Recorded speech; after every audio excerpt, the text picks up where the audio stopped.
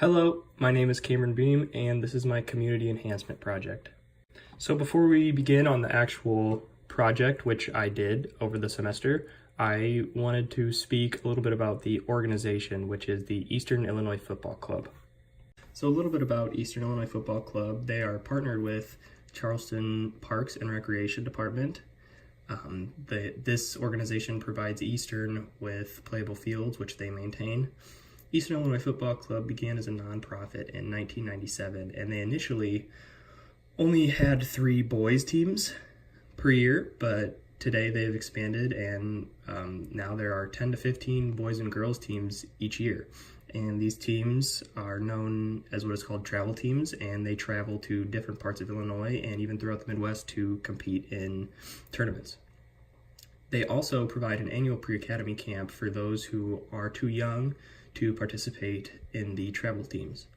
And this is a quote that I pulled directly off of Eastern Illinois Football Club, and I think this goes very well with my relationship to the club, along with many others, which says, "Unique relationship with Eastern Illinois University in that it offers the players access to college athletes and students who work with club participants in a variety of volunteer and coaching capacities." I chose to pull this quote from the website because I believe that it fits in very well with the project, which I did throughout the semester. This is an image which I also directly pulled off of Eastern Illinois FC's website, and this pretty much just speaks about their vision and philosophy, what they intend to do with these kids, what they want them to get out of coming through their club.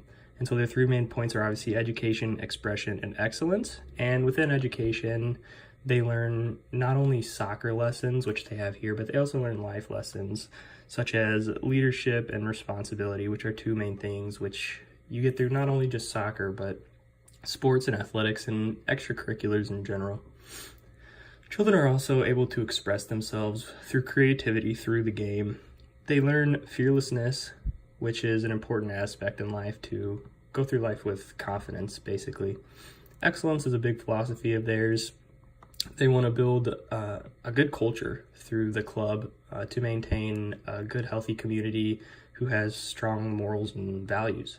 So they would like the children to learn respect, tolerance, effort, honesty, and courage. So as I mentioned earlier, Eastern Illinois Football Club has a camp called the Pre-Academy Soccer Camp for children who are still too young to participate in the travel teams run through the club. And this is what I chose to do as my semester-long community enhancement project for a number of reasons. So the basic structure of the camp is there are groups of 3 to 4 coaches. Normally there are 2 male coaches partnered with 2 female coaches. And these coaches are normally members of the Eastern Illinois University men and women's soccer team. This group of 3 to 4 coaches coach over 8 to 14 players, also both girl and boys, and those ages range from 3 to 6. So basically what these coaches would do is they would spend an hour to an hour and a half with this group of children, taking them through various drills and activities, also conversations. These drills would involve a ball and they would involve no ball, and we would do mini competitions with the children to almost try and teach them competitiveness, because that is an important quality that they will need throughout their lives. So at the beginning of each session, we would sit down with the kids in a circle as shown, and we would get them to speak about their day, about, favorite food, favorite color, and the purpose of that was to pretty much just get them out of their shell, since there was a lot of shy and quiet kids at the beginning, and hopefully we figured this would, almost loosen them up and get them engaged in what we were doing here. We would use a ball and no ball. Mainly each drill we would do, such as red light, green light, we would start off with no ball just to get them used to the game, used to how we do it, and then we would incorporate the ball, which would teach them how to advance their soccer technique and ability. And like I mentioned earlier, the mini competitions were used to teach them competitiveness, and these competitions wouldn't necessarily be soccer related, but it'd be like who had the best celebration after they scored the goal and things like that. So there's a wide range of the impact that it had on their health and on the community as a whole. Obviously, there's physical activity. These kids are getting out there, they're running instead of staying at home on their iPads. They're doing aerobic activity, anaerobic activity, and they're doing agility. And through this physical activity is actually increasing the strength of their joints, their heart, everything physically is pretty much being activated through this camp, which I think is very important in maintaining their health and developing strength in their youth. Social engagement is a very important factor in their cognitive development as their brains are developing, and it's important to get kids interacting with themselves and with a figure other than family members who are older than them. That's important basically for a number of reasons. Like I mentioned earlier, cognitive development, it gets them interacting with other kids, making friends, and overall it benefits their mental health. And they're able to adapt to new settings. Many of these kids have never been in a scenario like this where they have to listen to somebody other than their parents, because basically they're too young to go to school still, and it's good for them to get out and experience new things. And overall enjoyment is really good on their mental health as well. It's a way of stress relief. Even though they're young and don't have many stressors yet, some might, and this is a way that maybe they can get their minds off of things for an hour and a half. They can find new interests which they would like to do throughout their entire life, if they're into sports, if they're not, and they can learn off of these experiences. And they also get to express their creativity through soccer, through speaking to other children, through speaking to the coaches. And overall, what this does for the entire community is it encourages a healthy lifestyle. If these kids enjoy it, if their parents enjoyed it, they can spread the word to other parents, to other kids, get other kids out there, get them active, and hopefully keep those kids who come through this camp active throughout their whole life, because they have a passion of being active and participating in sports and working out and things of the sorts. As a whole, the camp went well. Parents seemed to always be smiling watching their children play.